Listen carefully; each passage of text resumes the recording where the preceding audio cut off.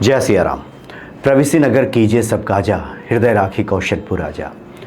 जो भी व्यक्ति हृदय में प्रभु राम को धारण करके यानी उन्हें याद करके कोई भी कार्य शुरू करता है, उसके कार्यों में सफलता प्राप्त हो जाती है। हनुमान जी जब लंका में प्रवेश करते हैं, उसी वक्त की ये चौपाई है। हनुमान जी राम जी को पहले हृदय में धारण करते हैं और उसके बाद अपना कार्य शुरू करते हैं।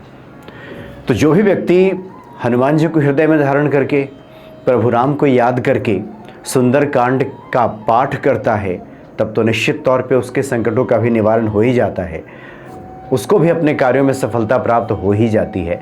इसमें तनिक भी संदेह नहीं है। एक आम व्यक्ति तो यही समझता है कि जो सुंदर कांड है इससे संकटों का नाश होता है। ये बिल्कुल सत्य बात है, लेकिन सुंदर कांड इससे कहीं और भी ज़्यादा बढ़कर है। बहुत से लोग जो सुंदरकांड की महिमा से परिचित नहीं है, हनुमान जी की महिमा से परिचित नहीं है, हमसे भी बातचीत में कई बार पूछ बैठते हैं कि व्यक्ति को तो अपना कर्म करना होगा, अब वो बैठ करके सुंदरकांड का पाठ करेगा तो कैसे उसका काम हो जाएगा।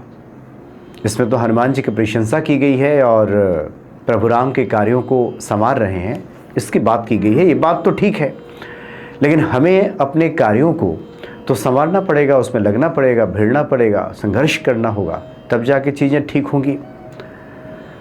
तो जो लोग इसके गूढ़ अर्थ को नहीं समझते कि सुंदर कांड का पाठ कैसे हमें फल प्रदान कर देता है, उन्हीं लोगों को हम कुछ बातें बताना चाहते हैं। सुंदरकांड संकटों का नाश तो करता ही है, लेकिन साथ ही साथ ये हमारे भीतर सोई हुई शक्ति को भी जागृत करता है।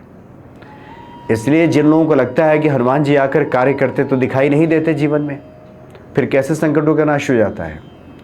व्यक्ति को तो स्वयं कार्य करना होगा। तो हमारी सोई हुई जो शक्ति है, जो सोई हुई चेतना है, उसी को जागृत करने का ये महा उपाय है सुंदरकांड। इसलिए सुंदरकांड के पहले किष्किंधा कांड में इसकी बात आ जाती है कि जामवंत का सुनो हनुमाना, का चुप सा धी रहा बलवाना, पवन तनय बल पवन समाना, बुद्धि विवेक विज्ञान निधाना, कवन सुकाज कठिन जग माही, जो नहीं होई तात तुम पाही। ये हनुमान जी से जामवंत जी कहते हैं, उनको जगा रहे हैं। हनुमान जी स्वयं भगवान शिव के अवतार हैं, उन्हें जागृत करने की आवश्यकता नहीं है, जगना तो हमें होगा। हनुमान जी तो जागृत देव हैं, वो पहले से जागृत हैं।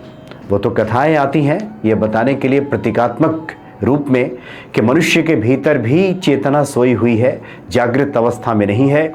मनुष्य के अंदर वो तमाम शक्तियां हैं कि उसको अगर जागृत कर दिया जाए, वो जग जाए, तो संसार के कठिन से कठिन कार्य को मनुष्य पूरा कर सकता है। क्यों? क्योंकि वो भी उसी परम तत्व का अंश है। जब हनुमान जी की प्रथम भेंट होती है राम जी से, वाल्मीकि रामायण में इस बात की चर्चा है, तो पूछते हैं प्रभु राम हनुमान जी से कि आप कौन हैं। तो हनुमान जी इसका 3 उत्तर देते हैं।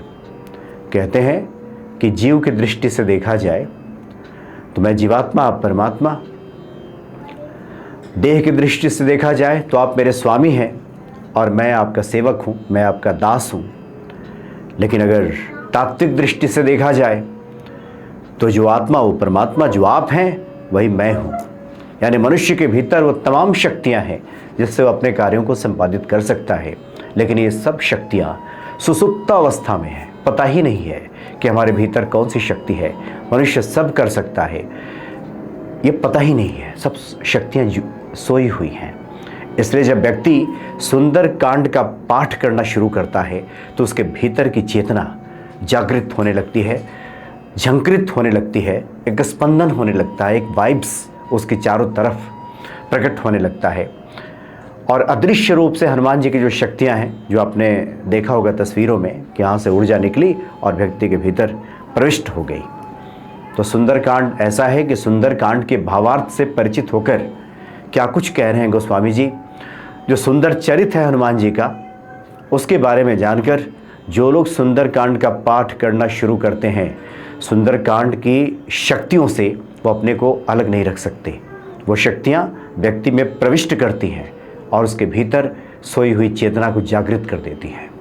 कई बार बातों से बात नहीं बनती, किसी को कितना भी ज्ञान दे दीजिए, कर्म के महत्व पर लंबा चौड़ा उपदेश दे दीजिए कि कर्म करना चाहिए, कौन नहीं जानता, लेकिन फिर भी एक तो सत्कर्म नहीं होगा, हमारे लिए क्या उचित कर्म है यही पता नहीं चलेगा, कुछ का कुछ हम करते रहेंगे और नतीजा ये होगा कि कहीं ना कहीं खुद को हम अवनति की तरफ धकेल देंगे, कहीं ना कहीं खुद को हम गिरा देंगे, कहीं ना कहीं खुद को हम फंसा हुआ पाएंगे। तो इसलिए सिर्फ कर्म कर्म चिल्लाने से भर से बात नहीं बनती। इसके लिए आवश्यक है कि खुद को समझें और इस सोई हुई शक्तियों को पहचानें, उसको जागृत करें, तब जाकर के सही रूप में जो हनुमत कृपा है व्यक्ति पे उतरती है। तात्पर्य है कि हनुमान जी किसी को अछूता नहीं छोड़ते, उसके भीतर चूँकि इष्ट का गुण भक्त में उतरने लगता है, उसके भीतर भी। इसलिए ज्योतिषी कहते हैं कि जो हनुमान जी के साधक होते हैं उसमें मंगल गुण प्रधान हो जाता है, हनुमान जी की जो गुण है वो उतरने लगता है जिस अनुपात में व्यक्ति की भक्ति है। और दूसरा इसका तात्विक अर्थ भी है सुंदरकांड का। जो समुद्र है जिसको पार करना है हनुमान जी को, ये समुद्र संसार है जिस संसार में हम सभी रहते हैं। प्रेमचंद जी की कहानी आप पढ़ेंगे तो बहुत पहले की एक बात मुझे याद आ रही है, जिसमें प्रेमचंद लिखते हैं कि ये जो ज़िंदगी है भूत की तरह है, सध गई तो सध गई और नहीं तो उल्टा चढ़ बैठता है। जैसे भूत को साधा जाता है, कई बार जो ओझा गुणी लोग होते हैं भूत को साधने जाते हैं, अगर नहीं साधा आपने तो उल्टा क्या होता है कि भूत आप पे ही चढ़ जाता है। तो ज़िंदगी भी इसी प्रकार की है, यह संसार भी ऐसा ही है।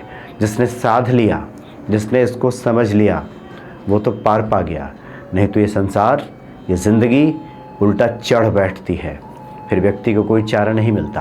तो ये जो समुद्र है इसी संसार का प्रतीक है जिसको लांघना है, जिसको पार पाना है, जिसको दुर्गा सप्तशती में जो लोग पढ़ते हैं कि पत्नी मृणमाम देही नवृतानुसारिणीम तारिणीम दुर्ग संसार सागर सकुलत भवाम, कि इस दुर्गम संसार रूपी भवसागर से पार करने वाली पत्नी प्रदान करे, ऐसी मांग है माँ दुर्गा से भक्त की। तो ये दुर्गम संसार को पार करने के लिए भी सुंदरकांड बहुत आवश्यक है। ये जो लंका है यह मोह और अहंकार का प्रतीक है, इसको जलाना है। ये जो रावण है यह मन का विकार है, इस पर विजय प्राप्त करनी है।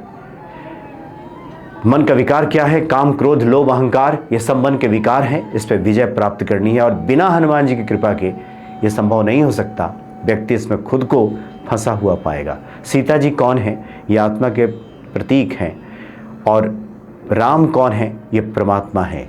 तो आत्मा को परमात्मा से मिलाने का कार्य, भक्ति को भगवान से मिलाने का कार्य हनुमान जी करते हैं। ये सेतु हैं, गुरु हैं, ये मिलाते हैं, ये मध्यस्थ हैं, ये बीच की भूमिका निभाते हैं। राम द्वारे तुम रखवारे, होत न आज्ञा बिनु पैसारे। आप राम जी के द्वार के रक्षक हैं, उन्हीं के माध्यम से राम जी से भेंट होगी, विजय प्राप्त होगी इस दुर्गम संसार सागर पे। तो हनुमान जी भक्ति और आत्मबल हैं, साहस के प्रतीक हैं, सेतु हैं, गुरु तत्व हैं हनुमान जी। और आत्मा को परमात्मा से मिलाने वाली यात्रा जो है ये सुंदरकांड है। भीतर की शक्ति को जगाने का रहस्य इसमें छिपा हुआ है।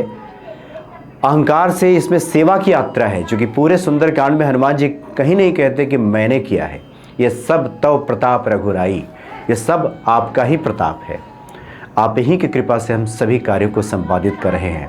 तो एक तो व्यक्ति है कि ये भाव रहता है तो व्यक्ति कर्म बंधन से मुक्त रहता है।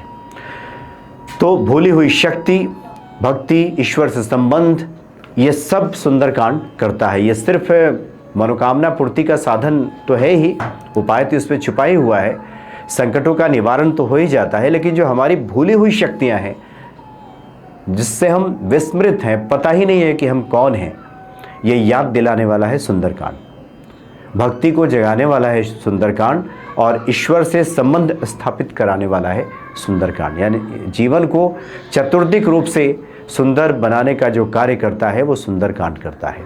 इसलिए सुंदरकांड की विशेष महिमा गाई गई है। आगे की वीडियोज़ में हम सुंदरकांड पे कुछ श्रृंखला की शुरुआत करने जा रहे हैं। प्रत्येक चौपाई का हम आध्यात्मिक, धार्मिक और तात्विक रूप से इसका क्या महत्व है इसकी हम बात करेंगे।